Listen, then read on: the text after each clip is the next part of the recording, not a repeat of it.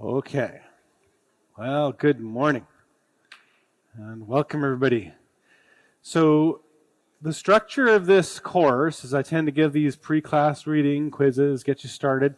Then we talk about it in class for a week.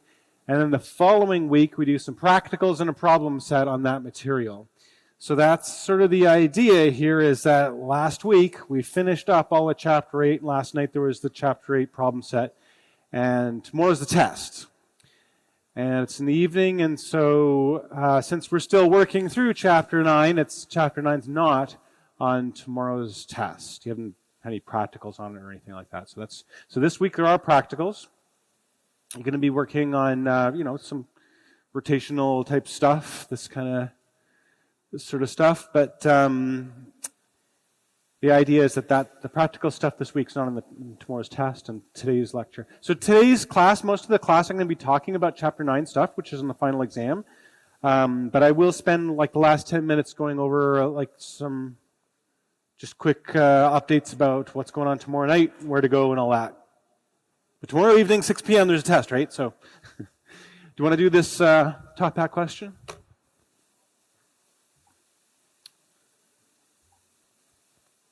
Which description below best describes rotational inertia, often given the symbol I? I don't know. I talk a lot about analogies in this class, but I think that 3 of these are pretty wrong, and one of them is not as wrong. Choose the best answer, please. And then I'll do some examples of how to use all this stuff.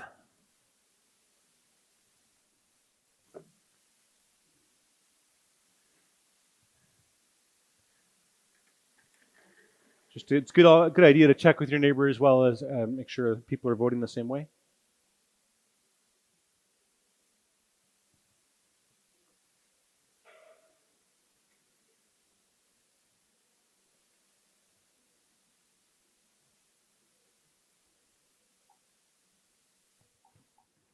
Ten seconds. Okay. See what survey says here. I'll tell you what I was thinking.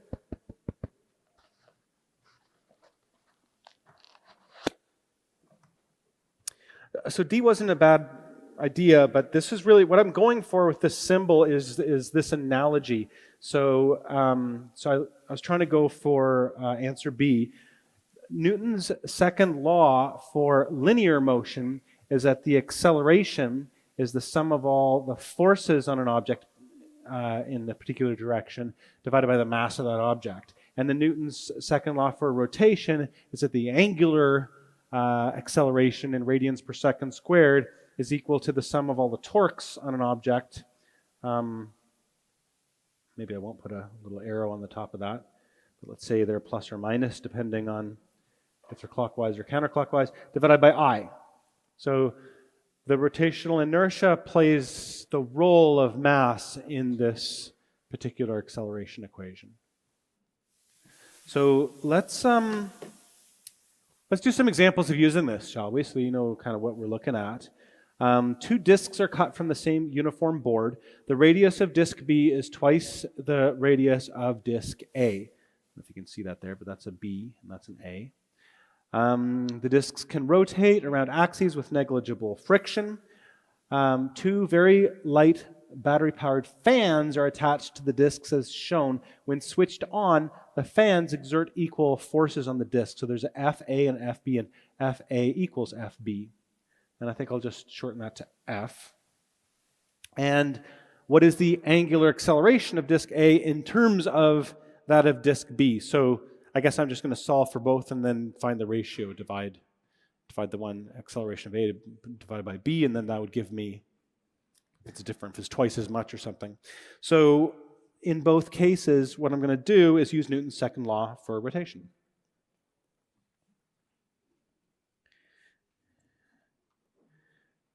We will use Newton's second law for rotation. And that's just that alpha is the sum of all the torques divided by I. And I think that what we need to use here is, let's do for A here, I sub A is 1/2 MA times R squared. This is the solid disk equation from table 9.3 from your text, is the 1/2. And like I say, on the final exam, this is a table that I will give you, so you don't have to write all those little fractions on your aid sheet. But you do need to know how to use it. So what we're going to do here, in order to solve this, you have to assume, because you don't know what the masses are, assume that the disks are made of the same kind of material, like the same thickness cardboard or something like that. So they have the same area density material of, I would call it maybe area density or something. The amount of mass per square meter is, I might call it sigma, is the mass divided by the area. And so in a case of a circle, the area of a circle is pi r squared. And so what that means is that MA is equal to sigma times pi times r squared. So the rotational inertia of A is 1/2 times sigma pi r squared times r squared, pi sigma over 2 times r to the 4th. And then we use that the torque is equal to, since this is at a right angle, presumably to the radius, then sine theta is going to be 1, so you're going to get just tau is equal to just F times R, right? Where R is this lever arm or something like that. And then for B, you're going to get the rotational inertia is same thing, 1/2 mb times 2r squared. So it's 2 times mb times r squared. If you square the 2, you get a 4. Divide by 2, you get 2. And then that's mb. And then same sort of thing. If it's the same area density, then since sigma is mb over pi, now it's 2r squared, then I think that, which is mb over 4 pi r squared, that means that I sub b here is equal to 2 times 4 pi sigma times r squared, so you get 8 pi sigma r to the 4th, and then the tau here now is going to be twice as large because the force is farther from the axis. Same force, but twice as far. So it's going to be F times 2r. So that's going to be 2FR. So now that we know those things, we can figure out alpha A and alpha B, and then divide. So alpha A is equal to tau A over IA. So we figured that that's F times R divided by the, whatever this is, sigma times pi over 2 times r to the 4th. So that's something, 2 times all these constants. These are r cubed in the bottom. And alpha B, it's going to look very similar, but there'll be slightly different constants, and you just sort of see how it all works out. So it's 2 times F times R divided by 8 times pi times sigma r to the 4th, and you get a quarter of the same constants, F over pi sigma r cubed. So I guess that alpha A over alpha B is going to be 2 divided by a quarter, and everything else will cancel out. I think that's 8. So alpha A is equal to 8 times alpha B. Something like that. How you guys doing out there? Have any questions about this one? I do post them. See people taking photos all the time.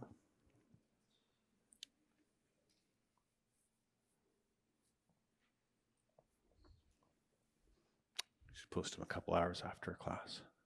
Okay. Got another example in mind. I think I have a pulley thing coming up. Yeah, this is the pulley question we had some top hat questions about last time, where there was the tension in one rope, there's a hanging mass, T1 and T2. So let's just work that out. And again, it's going to have this Newton's second law for rotation for the pulley, but then it's going to have the regular Newton's second law for the hanging mass and for the mass that's on the frictionless table. So let's look at this. Mass M2 is 2.5 kilograms, is on a frictionless table. So let's try to draw it. Put M2 here. It is attached to a cord that is wrapped around a massive pulley. So I'm going to draw the pulley here. Try to draw the cord. Somehow the pulley is attached and fixed somehow. And you've got the same cord is attached to a hanging mass M1 down here. So here's M1. And I'm going to call this T2, I guess, and this is T1. And we can write down some things like M2 is 2.5 kilograms. We know the R of the pulley is equal to 0.2 meters. The rotational inertia was given for the pulley. So this is a lucky thing where we don't have to actually use that table 9.3 and for a typical shape. Somebody has just stamped the rotational inertia on the side of the pulley, so that's handy. Kilogram meters squared, and then M1 is equal to 0.75 kilograms. So what's going to happen here? Well, what I think is going to happen is that this thing is going to accelerate downward. So we can define plus x or something is down for the hanging mass. And it accelerates downwards. We're going to find A, because that's what we're trying to find here. And then what I think is that if we think of the forces, well, there'll be an upward force tension on the hanging mass, and there'll be a downward force tension one on the pulley. Because that's what strings do, right? They pull kind of inward towards the string. Every time you have a taut string, it pulls one way on one side of the string and the opposite way on the other side of the string. And similarly, for this mass that's on the frictionless table, there's going to be a force T2 pulling it towards the right, and there'll be a force T2 pulling the pulley towards the left. So that pulley gets a clockwise torque from T1, a counterclockwise torque from T2.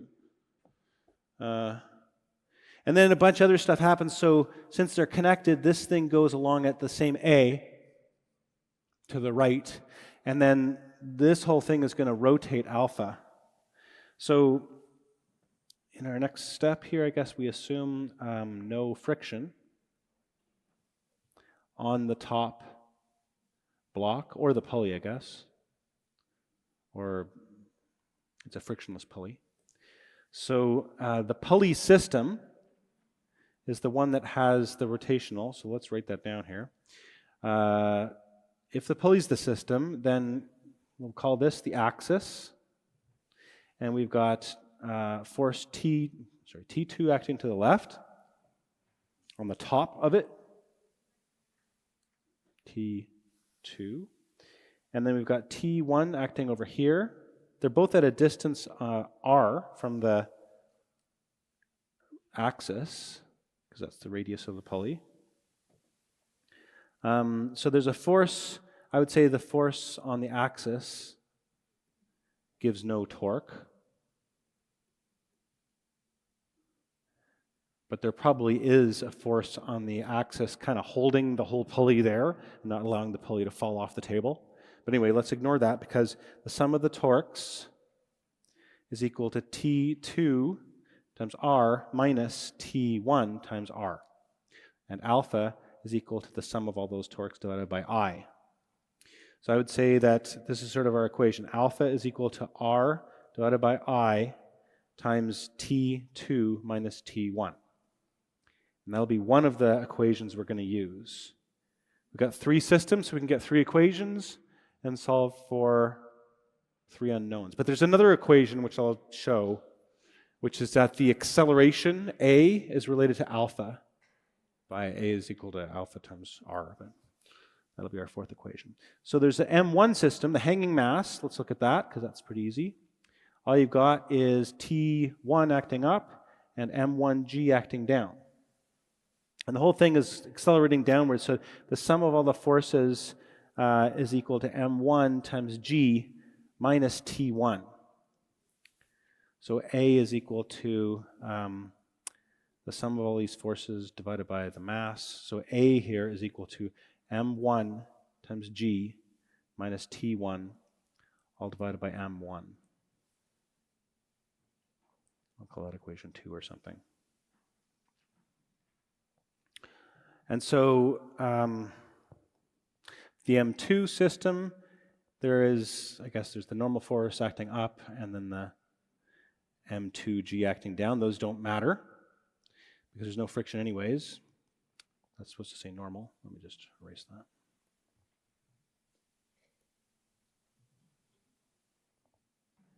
And then what is important is that the T2 is acting to the right. And so the sum of all the forces here in this x direction, I guess, is T2. And so the acceleration is just T2 divided by M2. So that's a third equation. So what do we have? T1, T2, those are unknowns, and we also have A and alpha are unknowns. So it's actually 4 unknowns. We need a fourth equation. So I could say 4 equations. We've got 4 unknowns. Let's list them here, which is T1, T2, and alpha, and A. And we need to solve for A. So we need a fourth equation, and that is what I call the acceleration constraint. Acceleration constraint, which is that the pulley kind of doesn't, the string doesn't slip on the pulley, so it rotates, like its outer rotation is that A again.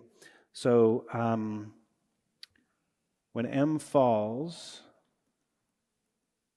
this is a bit weird because there's going to be a sign here. So it would normally be A is equal to alpha times R, but there's a minus sign. When M1 falls, A is positive, the way we've set it up, but alpha is clockwise, I think. So that's why I'm going to put a negative sign. So that's equation 4. You guys see where the negative sign comes from? So now we've got 4 equations and 4 unknowns. And 4. We can kind of combine them through and try to solve for A. So 2 implies that M1A is equal to M1G minus T1. So that means that T1 is equal to M1G minus M2A. Oh.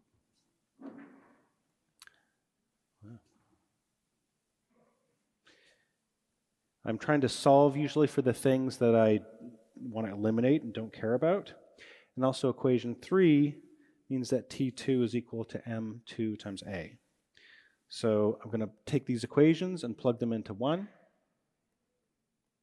To equation 1. And we get that alpha is equal to R divided by I times M2 times A minus M1 times G plus M1 times A. And I can plug this right into equation 4. And I'll get that A is equal to negative R squared over I. And there's an M1 plus M2 all times A minus M1 times G. So rearranging, I've got A times all this stuff, I over R squared, plus M1 plus M2 equals M1G. And so I get A is equal to M1G divided by that stuff. I over R squared, that's a constant, plus M1 plus M2. So I get 0.75 kilograms. That's what's kind of driving this whole thing, is the hanging mass. And then divided by all the inertial things. So there's 0.05, that's the rotational inertia of the pulley, divided by the mass of the pulley squared, plus it's the hanging mass itself has to accelerate, and plus you also have to accelerate that mass on the frictionless table. You get 1.6 meters per second squared. You plug all that in.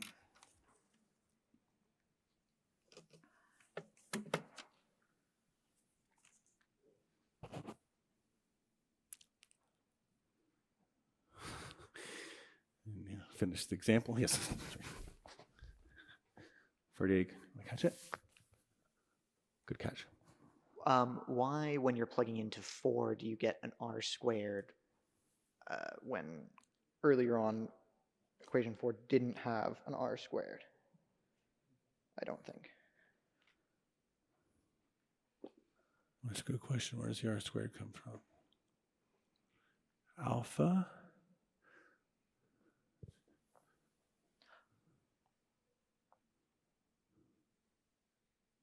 Plug into equation 1. So what was equation 1?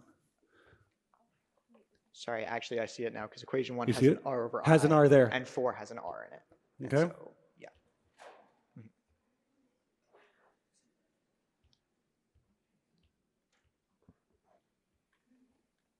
T1, T. Okay, so there's another r in equation 4. That's where it comes from. Yeah, sounds good. Okay. Good. It's good to check these things. Anybody else? Okay. I like it. Let's see what's going on next. This is just a review of the right-hand rule. I thought I would give you a little top-hat question on this one. So here's a particle. It's actually a ball on a string. You did this in practicals, whirling a ball around in a string. But what I'm asking you to imagine is that the z-axis is up, and then x and y are like, I don't know, east and north or something like that. But at the point indicated below, when I guess the particle is in the negative y-axis here, the ball is given a sharp blow in the forward direction, so in this direction. And this causes a change in the rotational momentum. So speed it up a little bit in the plus x direction. So how does that change the rotational momentum? That should be a vector. Delta L vector sign. I probably can't make vector signs on top hat, but you get me?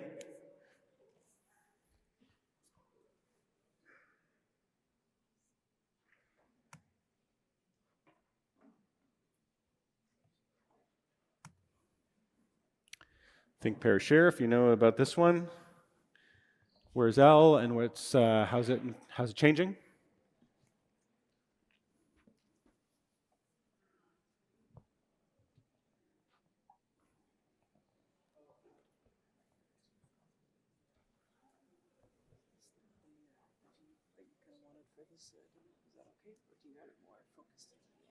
No, it's perfect, the whole thing. Yeah, that's really good.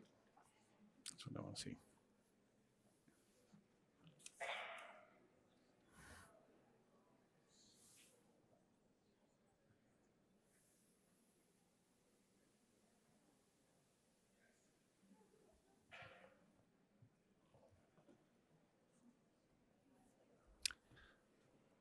Okay, we give you guys half a minute to click that in.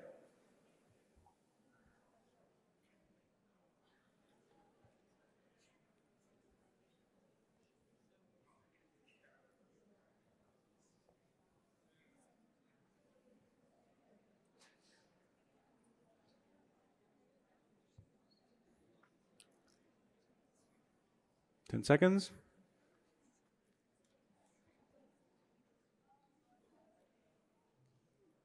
And then we'll do a conservation of rotational momentum question. So this one, survey says, a lot of people are saying plus z. The other one was plus x. So plus x is the direction of the linear momentum change, p. But L actually does increase in the plus z direction. The way I kind of think of that is that this is like one particle on an object that's rotating counterclockwise. And so what you do is you know that that the rotational momentum, L, must be in either plus Z or minus Z direction. That's just by definition of how L works. It's like the rotation axis, parallel to the rotation axis. And then you use the right-hand rule to figure out if it's plus Z or minus Z. So it's plus because of the way my thumb works. My thumb goes up like this and my fingers kind of curve around like that. Sorry, I'm not very good at drawing, but do you get me? Something like that. So this is the direction of L. And then also I would say that the magnitude of L goes up because you kicked it. So the change in L is parallel, not anti-parallel, to L. And so you get plus Z for that.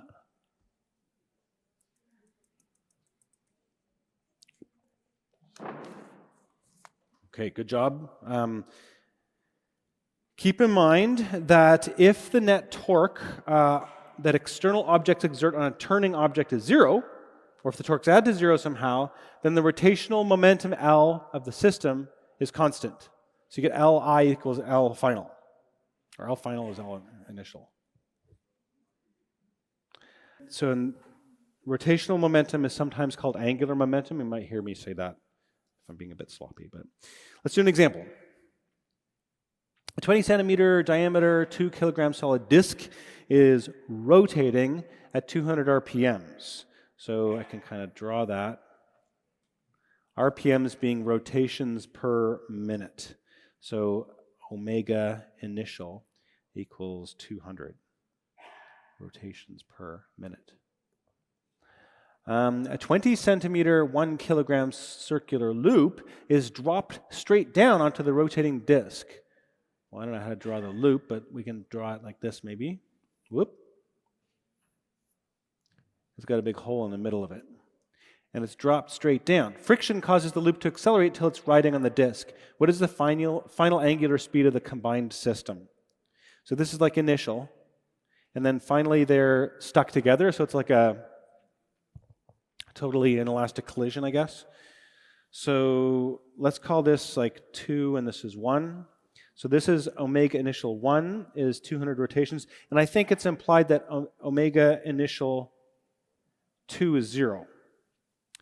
And we can say R1 equals R2. They're both 0.2 meters in radius. M1 is 2 kilograms. And M2 is just 1 kilogram.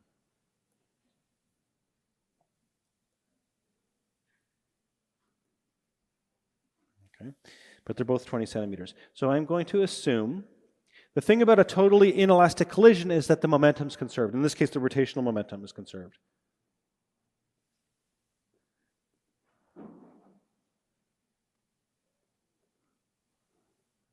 And there's no external torque, or we neglect it. They have internal torques, so I guess the bottom disk will cause the top disk to start rotating, and similarly the top disk will kind of slow down the rotation of the bottom disk. So what this is saying is that the rotational momentum is constant. Li equals L final. And remember, L is equal to I times omega. And I1 will be equal to a half of M1 times R squared. And I2 is equal to just M2 times R squared. Because one's a hoop and one is a disk. So those are the 3 equations I'm going to use there. So let's just do it. Li equals L final. So initially what you've got is, well, it's going to be I1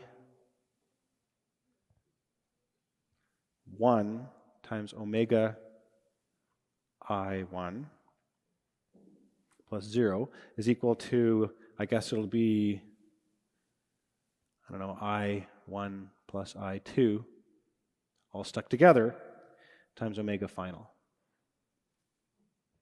think that's my basic equation. And I just plug in all this stuff. So this is 1/2 m1 times r squared times I omega 1 is equal to 1/2 m1 r squared plus m2 r squared all times omega final. I'm going to divide both sides by r squared over 2 to simplify this a little bit. And with m1 times I omega 1 is equal to m1 times omega final.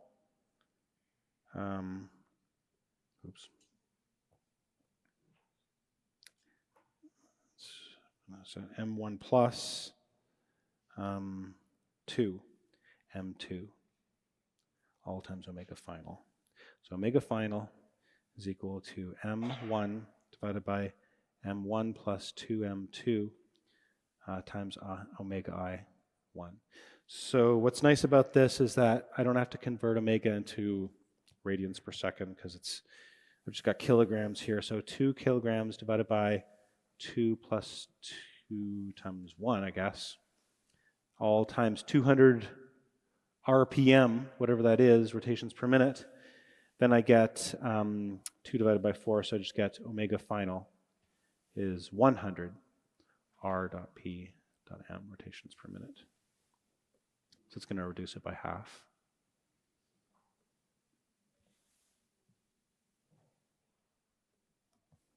Okay.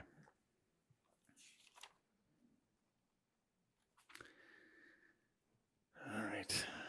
We're definitely cruising through a bunch of Chapter 9 stuff here. I do want to have some time to talk about the test. You guys are thinking about that, aren't you? Okay.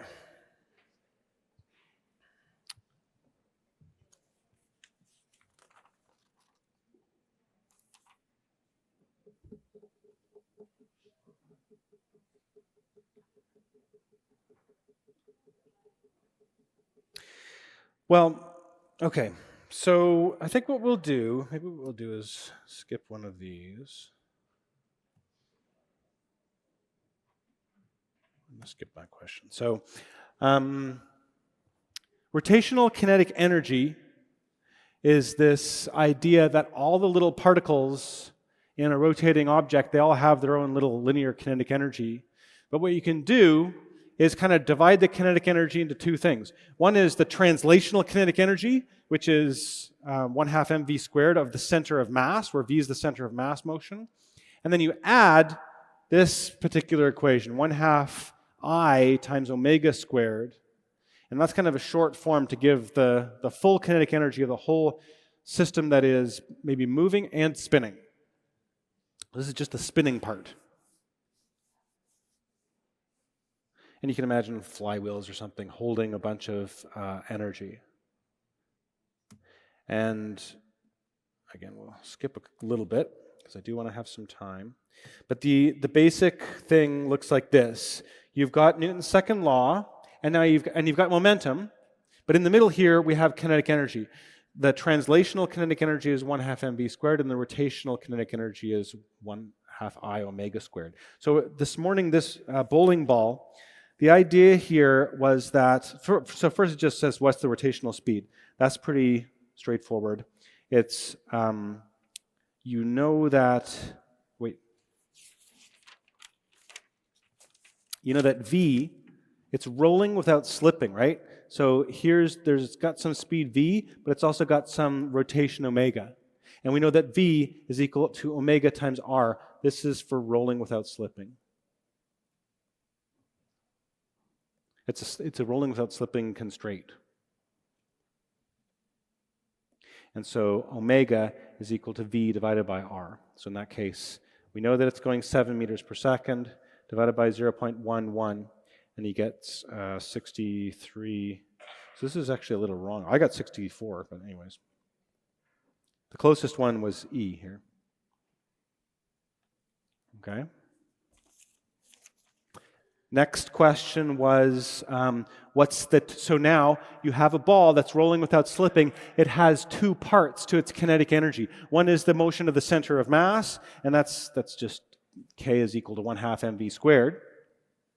So it's just equal to 5 kilograms, 1/2 times 5 times 7 squared, and I got 122.5 joules. That's K tran, meaning translational. And then you have to add the harder one, which is this one. So remember, omega is 63.64 radians per second. I is equal to 2/5 mr squared because a bowling ball is a solid sphere. So that's some information that you would have to know or be given on a test. And then, so you can figure out this, it's just 2 over 5 times 0.11 squared. That gives you 0.024 kilograms meters squared. That's the rotational inertia of a bowling ball. And then you just use K rotational is 1/2 times the 63.6 squared, and times 0.024. Anyway, I got 49 joules. And then the note in the bottom there is just to remind you that the actual kinetic energy of this bowling ball, the amount of energy it contains due to rolling without slipping, is 172. You have to add both those things. It's a bunch of particles, and what we've done is analyzed it by modeling it as being something that has translational kinetic energy because the center of mass moves, plus its spinning kinetic energy. So to sum up, these are the kinds of energy that you might have. You might have some kinetic energy due to bulk motion of the center of mass. That's 1/2 mv squared. You might have some energy due to your system, including the Earth, so you got mg times y. You might be attached to a spring. It's getting a little harder to picture this object, but it could be hanging on a spring. So in which case, the spring now contains potential energy, 1/2 k times x squared, where x could be stretching. You could have rotational kinetic energy if it's spinning. You could have internal thermal energy if something is heating up, okay? And that was this Fk times d. So a system can possess any or all of the above. And how do you get energy into a system or out of a system? You do work. And that's this F times d times cos theta. That's how you change initial energy plus the work becomes the final energy. Okay. So I have this demo we're going to set up, the last thing we do. We're going to roll things down. But what I want to actually ask you before we do this one is imagine a solid disk that rolls without slipping down an incline, like this one, a frictionally incline. Well, what if right beside it I had a perfectly smooth incline of ice and a box with a frictionless bottom on it or something like that, and just allowed that box on ice to slide down and did a race between that and the rolling without slipping of the disk? Which one would win? Please think, pair, and share. It's important to do this one.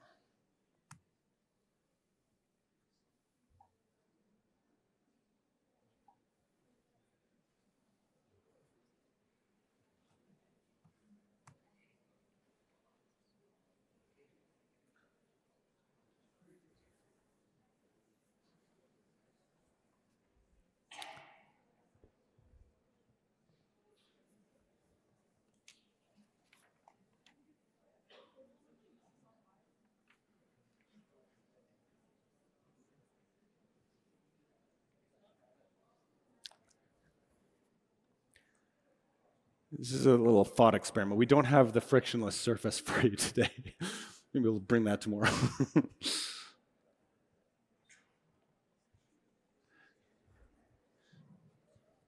I just got to find frictionless surface on Amazon, and then I'll be good.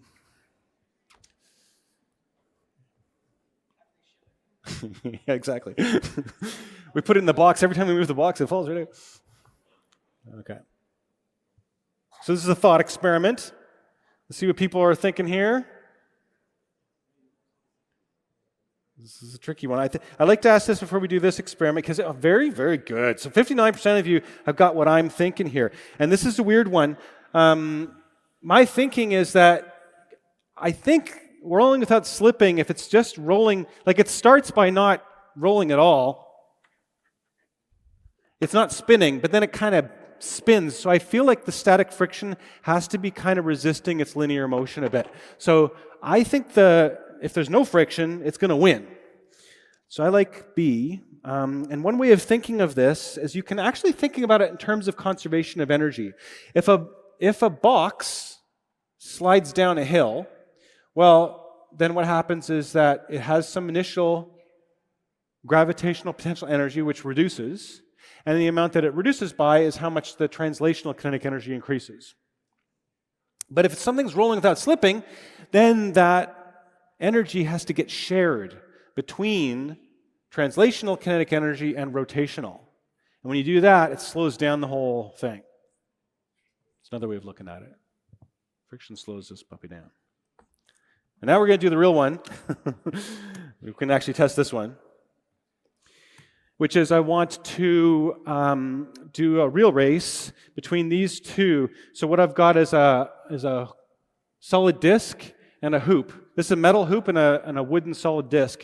And Jonathan measured these to be pretty close to within, what was it?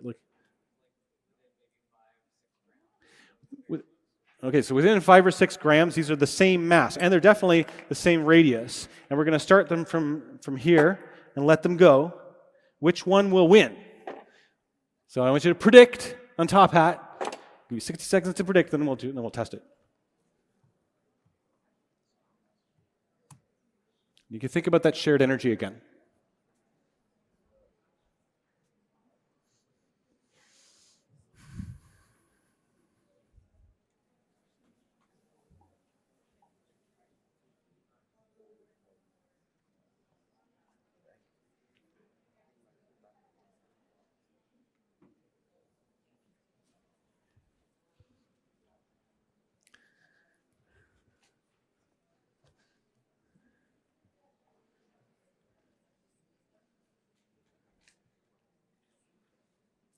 So in this case, the answer is not up to me. The answer is up to Mother Nature, right? What's going to actually happen here?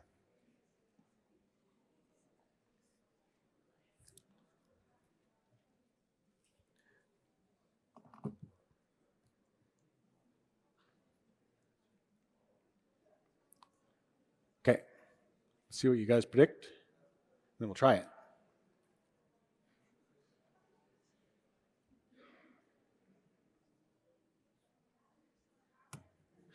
Prediction is that the solid disk will win. Let's try it. Marks, get set, go. Nice work, guys. Okay, I like it. So some of you are right. We can think about maybe why that is, and then I'll move on. Wins every time. So, okay. So, color that green. Send all. Basic idea, I think, here is that the rotational inertia of the hoop is greater. So I don't know if you're going to like my reasoning here, but it kind of sucks up more rotational kinetic energy for the same kind of speed, right? So I sort of imagine these two as being a little different. This is going to take more of a green bar, and so the red one will go down a bit. So and the real speed is from the red bar, right? That's the V. So I think this one's going faster by the time it gets to the bottom. So wins. Okay. Thanks for your patience with that. I will analyze this one a little more properly on Wednesday when I have some time. Actually, somebody asked about next semester. Will we have a mini-term test and mock quizzes before big tests and practicals? So actually, it was Professor Harlick who came up with this idea. We were talking about this in the summer, and I like the idea, so she's definitely doing the same thing, so that's yes. Somebody asked about problem set 7, question 7. There's a candle holder, and you want to find the maximum tipping angle. This is a chapter 8 kind of problem, which will be in tomorrow's test. Since it has all these different parts, which dimensions, the idea is that the only thing you care about is the center of mass. It could be a weirdly shaped object, but if you know where the center of mass is, and you know that the object doesn't like bend or something like that when you tip it, then what you need is just to find that this distance and this distance. So I think it's going to be something like theta is tan to the minus 1 of something like 5 divided by, it looks like 30 minus 10 or something like that. So it's half of 10, because that's the base, and then 30 minus 10 is this distance. You've got to figure that out somehow. Okay, so tomorrow, don't forget, this is where you, it'll have 10 multiple choice questions worth 2 points each. 1 written answer question worth 8 points. You have to show your work for that 8-point question. You guys should know about that. This is where you go. Be careful, we've kind of changed the room assignments a little bit since the previous test. But those are supposed to be based on the first couple of letters of your last name. Please find the right room. Alternate sitting students, please do not go to this room. Go to the room that you got in an email last Thursday. Should be an MP.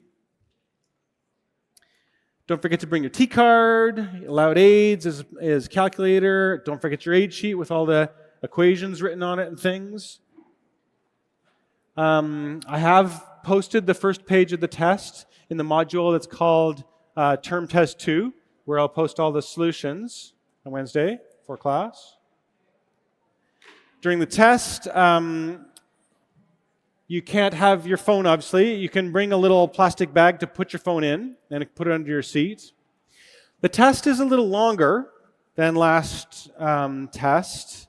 A lot of people were still complaining about the time limit, so I put it as a 90-minute test. So instead of ending at 7:30, we're going to end at 7:40. Might be hard to see when people are standing up in front of you, so if you don't mind sitting down just for another 1 minute or so, we'll go through these slides. Thank you. So you're not blocking the people behind you. There will be actually 2 answer sheets. Again, that's another issue, is that people were having trouble writing all their answer on the written answer side. So I've got sort of 2 sides to it. You can continue. So what will happen is that you'll have the bubble sheet, which will have just room for 10 bubbled answers. And then there'll be some space below to start the written answer. And then there'll be a second page where you can continue the written answer. It'll be on 2 pages. So that way you don't have to worry about running out of space for your written answer problem. Okay. Definitely a good idea to look over the entire test before you begin. Pick out what the easy questions are and pick out what the hard questions are. And I would try to save the most difficult questions that involve the most actual work, save it till the end. Try to do the quicker questions first that you have confidence for. The most common mistake in these tests is misreading the question. You've got 90 minutes and 11 problems, so now it's about 8 minutes per problem. Cannot stress this enough, that if you get caught with a phone, you will get a 0 on this test, and it goes up to Academic Student Office of Student Academic Integrity, and it's a whole big trial that happens and all this stuff. If an invigilator sees you looking at your phone, you're in a lot of trouble, so don't do that. Paper dictionary is allowed an aid. All this stuff. Again, it's a little bit of a repeat. Does anybody have any questions on their mind before we all split up and I'll see you tomorrow night? Or there's a lot of anxiety here. I will certainly stand here or out in the hall for the next 30 minutes. I will also continue. I'll finish that this hoop demo analysis, and then we'll start in on oscillations, vibrating motion. Okay, see you tomorrow.